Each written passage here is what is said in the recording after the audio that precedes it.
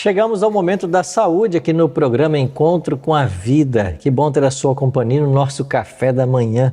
Bem cedinho a gente se encontra para falar de saúde. E olha, essa semana vamos receber novamente a minha amiga doutora Aline Mafra. Aline, tudo bem? Tudo bem, pastor. Muito obrigada. Que bom ter você de volta aqui no nosso programa, viu? Eu que agradeço. Eu me lembro que você esteve aqui da outra vez e nós terminamos falando sobre os inimigos, os alimentos ruins, né? Que combatem, que prejudicam a nossa saúde. E ela volta agora para a gente fazer a abertura dessa semana falando sobre os bons alimentos, os alimentos que são benéficos. Bom, é verdade que a gente tem que descascar mais e desembalar menos? Então, da última vez que eu estive aqui, falamos sobre os alimentos maléficos, né? Então, eram aqueles alimentos industrializados e hoje a gente fala do contrário. Nada industrializado, os alimentos feitos por Deus, né? Então a gente tem os alimentos na forma íntegra. Então a gente está falando aqui de frutas, legumes, verduras, os grãos, os alimentos que contêm nutrientes de verdade, que vão nutrir o nosso organismo. E com isso, para que a gente consiga alimentar as bactérias benéficas do nosso intestino, então a gente falou dos alimentos que nutrem as maléficas, agora a gente vai falar dos alimentos que nutrem as benéficas, que é o que a gente precisa fazer com que elas estejam em maior quantidade. Certo? Isso vai fortalecer o nosso sistema imunológico, não é isso? Com certeza, o sistema imunológico e trazer aí um trânsito intestinal mais rápido para que a gente não tenha aquele quadro de constipação intestinal. Então, dentro desses alimentos naturais, íntegros, a gente vai ter também alguns alimentos funcionais, como por exemplo as fibras. Fibras a gente pode extrair de sementes, né? E também de alguns cereais, que é aquela partezinha externa, né? Que é o grão, que reveste os alimentos cereais. Eu trouxe aqui uma fibra que a gente chama de pré-biótica. Existem alimentos pré-bióticos. Eu trouxe aqui o psyllium, que é um alimento extremamente importante para a saúde intestinal, porque ele alimenta as células, as bactérias benéficas do nosso intestino. Então aqui o psyllium, ele é como se fosse uma farinha, tá? Ele é uma fibra pré-biótica que a gente encontra de uma plantinha chamada Plantago ovata, é uma casquinha mesmo, e a gente consegue colocar, na verdade, misturar ela com os alimentos, por cima de frutas, colocar em como shake, uma farinha que você às vezes... como uma farinha. Por cima, né? E dá pra gente fazer receitas funcionais. A gente estava conversando, você mesmo utilizou, né, para os pequenos, então a gente consegue fazer também algumas receitas. E eu trouxe aqui ele misturado na água, porque olha que interessante, quando a gente mistura uma fibra solúvel, solúvel quer dizer que a gente tem a solubilidade, né? A gente consegue misturar essa fibra na água e formar um gel. Então olha só o que vai virar o psyllium no nosso estômago. Vira uma gelatina. Então eu tiro ele aqui, ó. Deixa eu levantar aqui para a câmera. Essa farinha aqui, eu misturando ela na água, ele vai formar um gel, tipo uma gelatina mesmo. E aí pensa que essa gelatina no meu estômago vai inflar. Então, além de melhorar a saúde intestinal alimentando aquelas células, aquelas bactérias, desculpa, eu vou ter também uma plenitude gástrica. Então vai melhorar a minha saciedade. Eu vou comer menos, vai melhorar também a parte do trânsito intestinal. Pessoas que precisam diminuir açúcar no sangue, né, os diabéticos, pré-diabéticos também, e pessoas que têm colesterol alto. A gente consegue também diminuir o colesterol com o uso das fibras. Nossa, quanta coisa interessante, né? Falando em fibra, há uma quantidade ideal diária que a gente precisa? Sim. A gente faz um cálculo, na verdade, ali quando a gente faz um plano alimentar, a gente consegue calcular bem certinho a quantidade de fibras que a gente vai prescrever ali para o indivíduo. Mas, para que as pessoas consigam mais ou menos dosar em casa, uma média de 30 a 35 gramas. Então, numa colher de sobremesa de psyllium, dependendo da quantidade que eu coloco, eu vou ter ali de 5 a 10 gramas. Então, já consigo ter mais ou menos uma quantidade de fibras que eu vou estar consumindo na adição. Mas se eu consumo frutas, legumes diariamente, um arroz integral, escolho ali os alimentos mais integrais e não os brancos, os refinados, eu consigo já ter aí uma quantidade quantidade boa dessas fibras por dia. É perigoso fibras também em excesso? Qual Sim. seria o resultado se eu uso muitas fibras? Na verdade, o que a gente precisa pensar? Vão ter pessoas que conseguem até ter uma saúde intestinal boa sem muito uso das fibras. Tem até pacientes que, em momentos da disbiose, se a gente coloca muita fibra para um paciente que não consumia fibra, esse intestino pode sentir e constipar, fazendo efeito contrário. Algumas fibras também elas podem fermentar muito rápido nesse intestino e trazer uma produção excessiva de gases. Então, a gente vai ter que ter o cuidado ali durante a inserção dessas fibras e vendo o que dá certo e o que não dá. De modo geral, elas são extremamente benéficas, mas a gente precisa estar sempre verificando como que está a injeção daquelas fibras durante o tratamento do indivíduo. Mas elas podem sim, para algumas pessoas que são exceções, trazer malefícios. Entendi. Ok.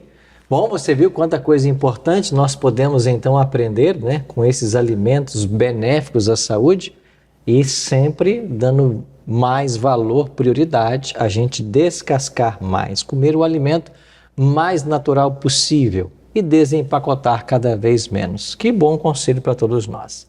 Obrigado, Aline. Você volta amanhã então para a gente continuar a nossa conversa. Muito obrigada. Amanhã vamos falar sobre hidratação. E aí, você gosta de beber bastante água? Tem gente que diz assim, não gosto de beber água. Não gosta? Você não pode ficar sem água não. Você vai ver amanhã por quê. Vamos agora com o momento da oração intercessora com os nossos pastores. Bom dia, querido amigo, querida amiga. Meu nome é Rafael. Eu sou pastor na Igreja Central de Florianópolis, pastor auxiliar na Igreja Central de Florianópolis. E estou aqui com vocês nesse momento para fazer a intercessão, um momento muito especial que é o momento de oração. E nós separamos aqui alguns nomes, né, alguns pedidos. Na verdade, chega para nós aqui diariamente centenas de pedidos, né? Mas nós separamos alguns deles aqui, mas eu quero que você saiba que nós estaremos orando por todos, tá? E nesses pedidos aqui, tenha certeza de que Deus também está ouvindo a sua prece, Deus está ouvindo aqui o seu desejo, o seu anseio, a sua oração. Eu tenho aqui o nome da Marilene Souza. A dona Marilene, ela faz um pedido. Eu peço que orem pela minha família, que todos voltem para a igreja. Eu estou orando, às vezes sinto desânimo, mas estou pedindo forças a Deus. Dona Marilene, tenha certeza, Marilene, que Deus ouve a sua prece. Deus jamais deixa de ouvir uma oração de uma mãezinha pelo seu filho. Dona Marilene, eu fui motivo de muitas orações da minha mãe. Então eu tenho certeza que Deus vai ouvir a sua oração também, querida. Nós temos aqui também a dona Maria Rejane. Amém. Deus abençoe a todos. Que Deus nos conceda um milagre. Maria Rejane, a sua vida já é um milagre, querida. Você está aqui, você está viva, já é um milagre. Tenha certeza que Deus ainda tem muitos outros para realizar na sua e na minha vida. Eu tenho também aqui o Juscenildo, que está pedindo aqui, ó, louvado seja o nome de Jesus. Muito obrigado, meu Deus, por tão grande amor. Amém, Juvenildo. Que Deus lhe abençoe, pastor, e toda a sua equipe, em nome de Jesus. Tenha certeza que todos nós somos abençoados pelas suas preces, também pela sua oração, para que este programa ele chegue nos corações e naquelas vidas que precisam ser transformadas, Juvenildo. E temos também aqui o Luiz Dubas. O Luiz, ele pede, olha, bom dia, irmãos. Neste dia, eu peço ao Espírito Santo de Deus orientação e livramento das malevolências que surgirem. Em nome de Jesus, amém. Luiz, tenha certeza, Luiz, se você está ao lado do Rei dos Reis, o grande vencedor, o grande general dessa batalha, dessa luta que muitas vezes é invisível para cada um de nós, nós já saímos vencedores. E vou estar orando por você também, meu amigo. E temos aqui a Dona Maria. Dona Maria diz, amém, amém. Deus é bom e sua misericórdia dura para sempre. Amém, Maria. Essa é a misericórdia do nosso Deus. Ele nos ama. Fez de tudo para que nós voltássemos a ter alegria, a ter esperança e pudéssemos confiar de que Ele estaria do nosso lado para nos dar a vitória. Queridos, eu vou orar com esse grupo, mas antes eu gostaria de abrir a palavra de Deus e fazer aqui a leitura de um versículo bíblico que me lembra de que sozinho eu posso até ter algumas vitórias, mas com Deus eu sou mais que vencedor. Olha só, lá no texto de Isaías, no capítulo 41, no versículo 10, olha o que o Senhor nos diz: não temas, porque eu sou contigo. Não te assombres, porque eu sou o teu Deus. Eu te fortaleço e te ajudo, e te sustento com a minha destra fiel. A mão de Deus é fiel. O seu amor, a sua misericórdia por cada um de nós é fiel. E tenha certeza de que Ele estará na minha e na sua causa.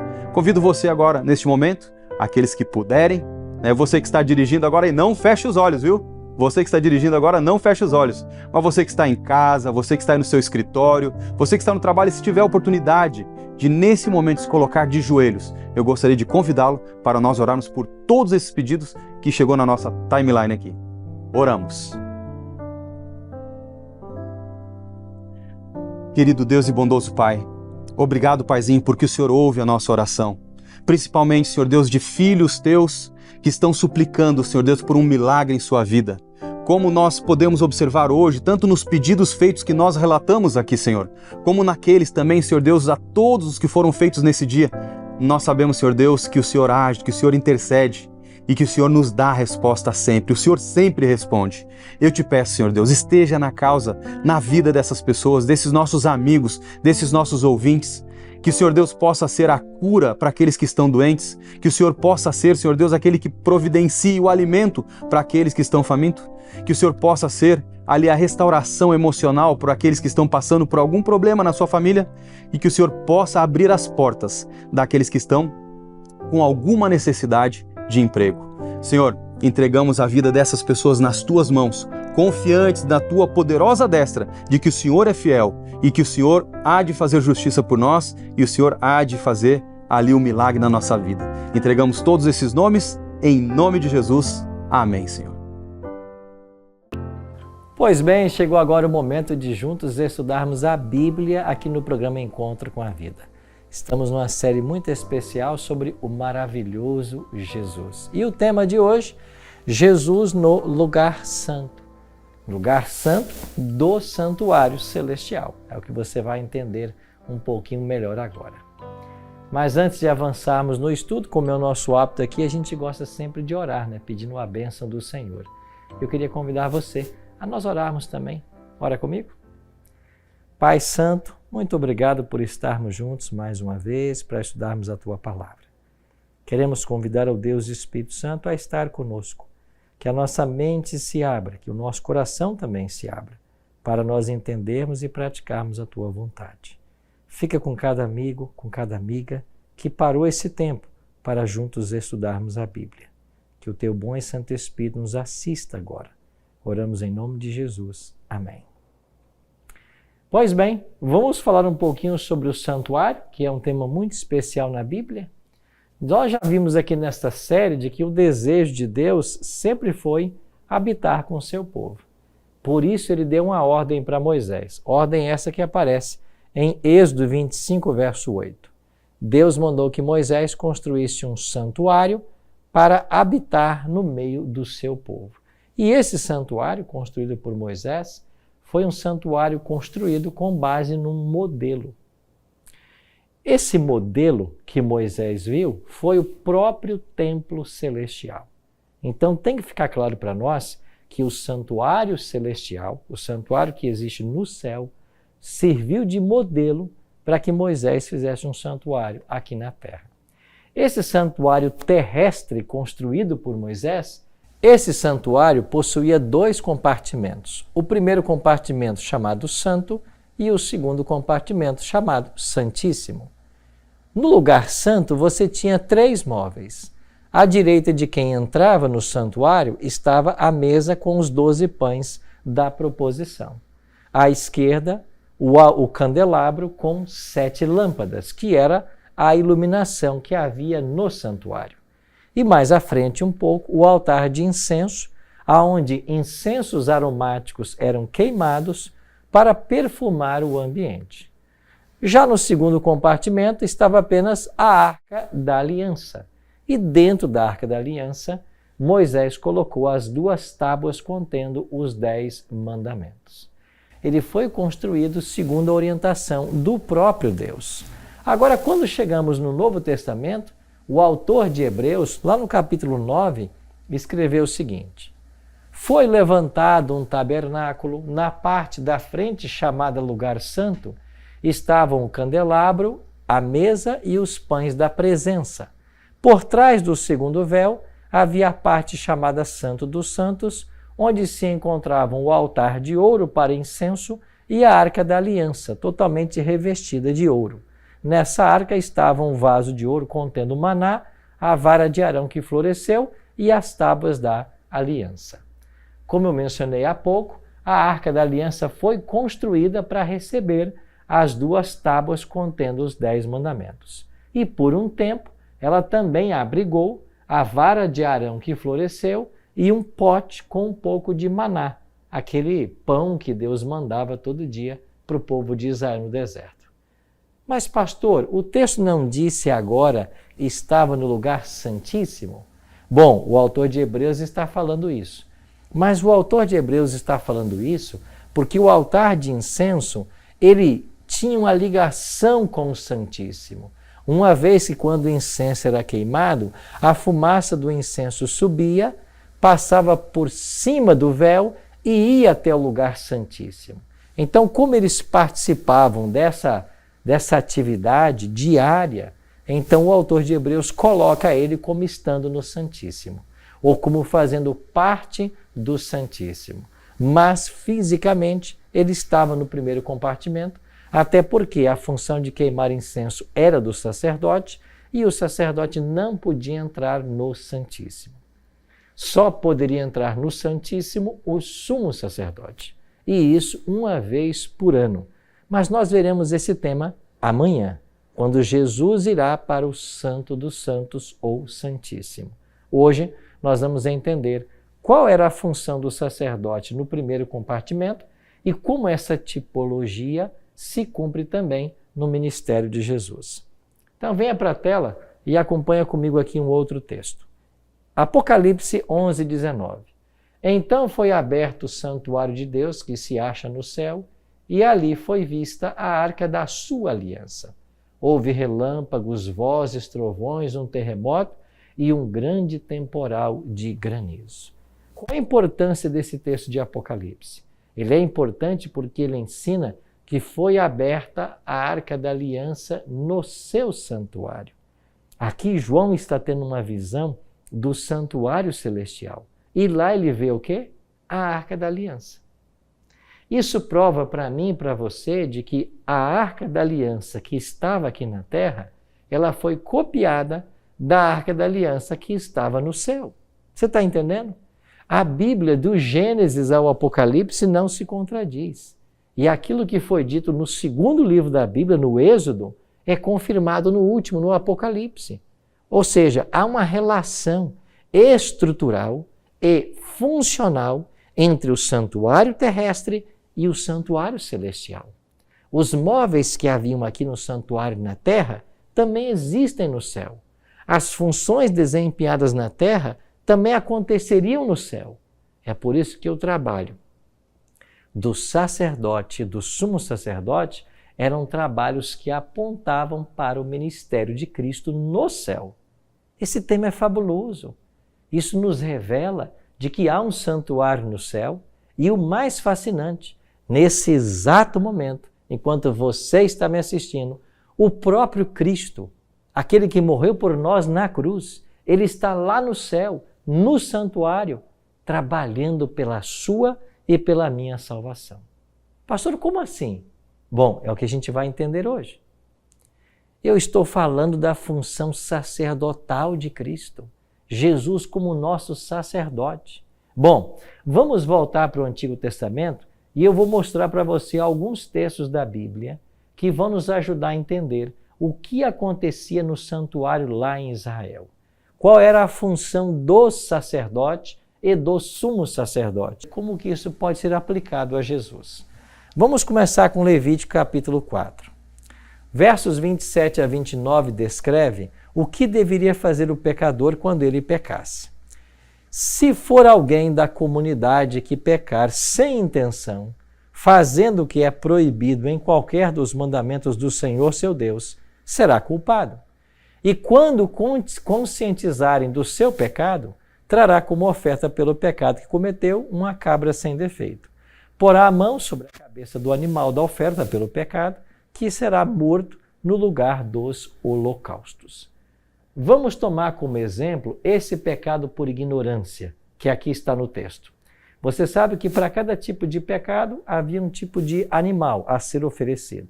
Quando alguém pecava por ignorância, pecava sem saber que era pecado, e alguém o conscientizava que ele havia pecado, ele então tinha que providenciar uma cabra.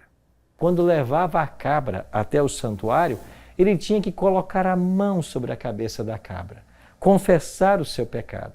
Simbolicamente, o pecado saía do pecador para o animal. E quando esse animal morria, o animal estava pagando o preço que o pecador havia cometido.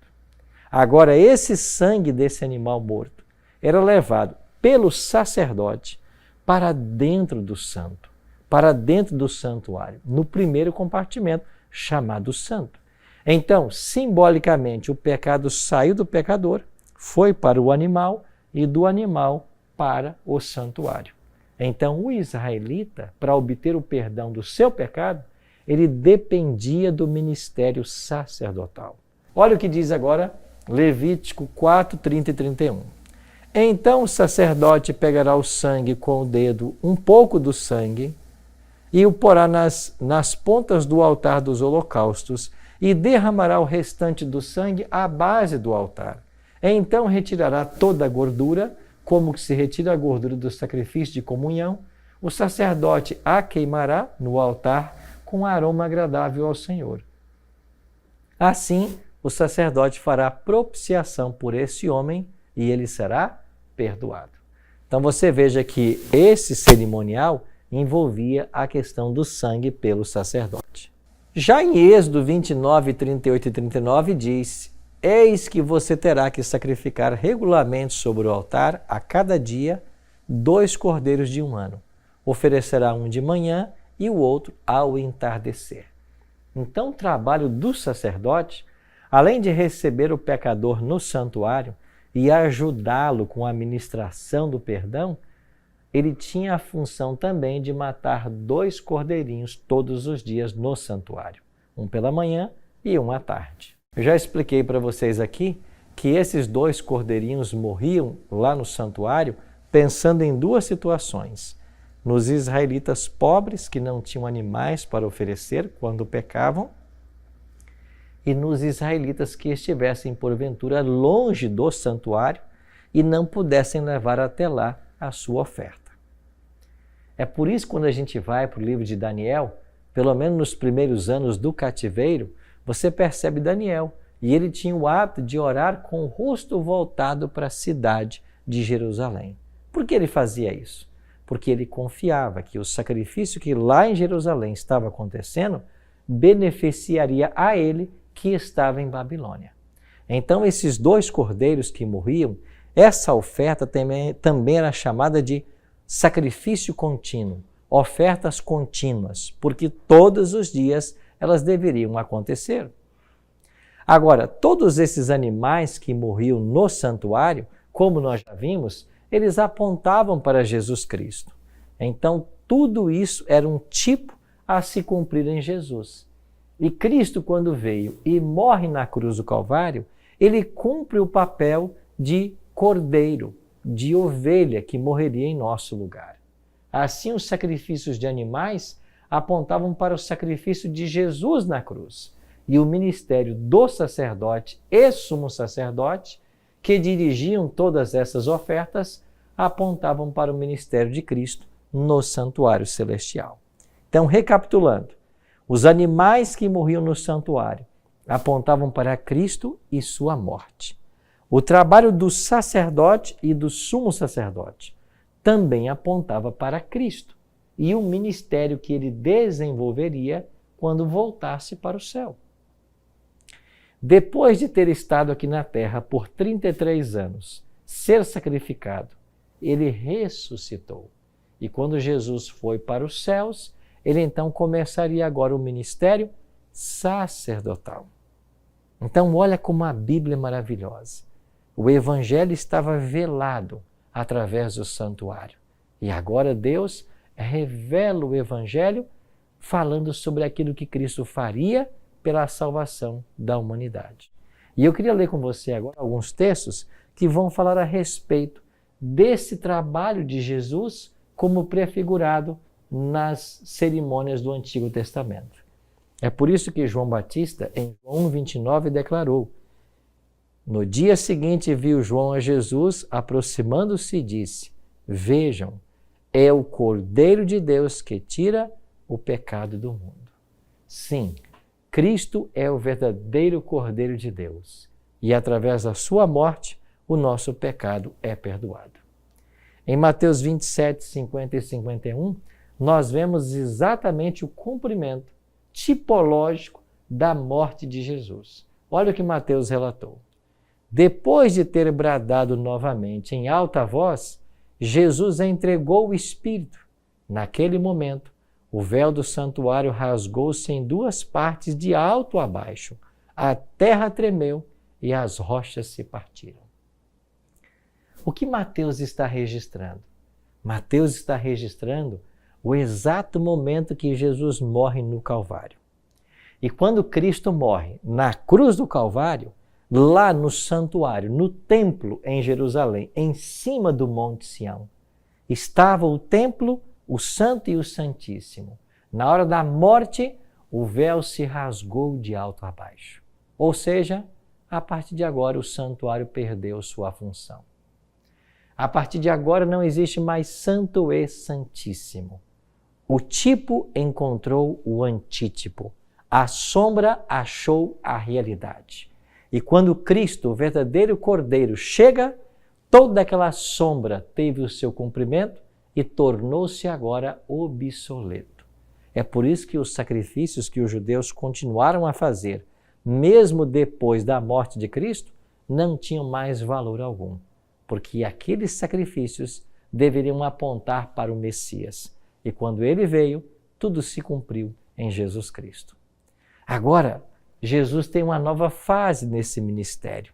Por isso, Hebreus 7,17 declara: pois ele é afirmado, tu és sacerdote para sempre, segundo a ordem de Melquisedeque. Quem era Melquisedeque? É um rei sacerdote de Salém, que aparece lá no livro de Gênesis. Ele aparece e desaparece. Ele não tem ascendência nem descendência, mas ele aparece ali como um tipo de Jesus. Ele descende de Melquisedeque. Então, esse rei sacerdote de Salém é um personagem que aparece para falar a respeito da descendência do Messias. E agora Cristo, lá no céu, depois de assunto aos céus, depois de ressuscitar e subir aos céus, ele começa agora o trabalho de sacerdote. Os sacerdotes em Israel eram substituídos quando morriam. Eles tinham função vitalícia, mas quando morriam, vinha outro. Agora Cristo não, ele não morre. E como ele é eterno, o seu ministério é para sempre. E ele vive para interceder pelos outros. Mas não é isso exatamente que está acontecendo agora? Jesus foi para o céu e ele começa agora a interceder por todos nós. Jesus é teu sacerdote, Jesus é teu advogado. Você não precisa buscar ninguém nessa terra para obter perdão, você só precisa de Cristo. Ele morreu para poder perdoar o seu pecado. Não é isso maravilhoso? Essa doutrina do santuário, ela é extraordinária, porque ela nos apresenta um Cristo vivo e que nesse exato momento está trabalhando pela nossa salvação. Sim, o Cristo que nós amamos, ele não está mais pendurado numa cruz. Ele desceu da cruz, ele ressuscitou e ele está no santuário celestial intercedendo por todos nós. É rica em textos que falam do seu ministério no céu. Paulo escreveu assim: pois há um só Deus e um só mediador entre Deus e os homens, o homem Cristo Jesus, o qual se entregou a si mesmo como resgate por todos. Esse foi o testemunho dado em seu próprio tempo. Jesus se entregou por todos e agora ele pode ser o nosso sacerdote, o nosso mediador. Ele intercede por todos nós. O autor do Apocalipse, João, o discípulo do amor, viu Cristo lá no céu, no santo. Olha o que diz Apocalipse 1, 12 e 13. Voltei-me para ver quem falava comigo. Voltando-me, vi 7 candelabros de ouro, e entre os candelabros alguém, semelhante a um filho de homem, com uma veste que chegava aos seus próprios pés, um cinturão de ouro ao redor do peito. Você está lembrado do que eu disse dos móveis que havia no lugar santo? E o que é que havia no lugar santo além do altar de incenso e da mesa dos pães? O candelabro, o candeeiro.